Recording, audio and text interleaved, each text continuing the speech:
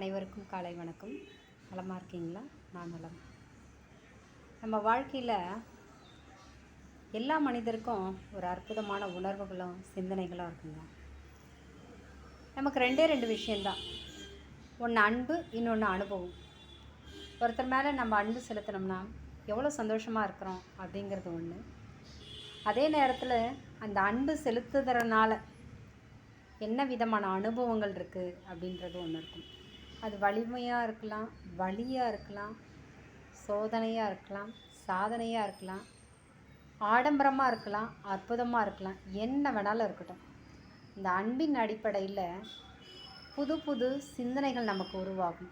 அக்கறை, பாசம், கருணை, இது அத்தனையும் அன்பும் இருக்கும்.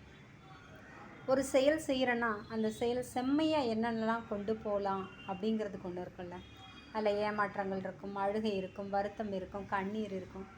இதெல்லாம் சேர்ந்தது நம்ம வாழ்க்கைக்கான முன்னேற்ற பாதைன்னு ஒன்று இருக்கும்ல, அதை கொடுக்கறது அனுபவமாக இருக்கும். அப்போது நம்ம வாழ்க்கைக்கு அச்சாணியாக அனுபவமும் அன்பும் நமக்கு கற்றுத்தருது.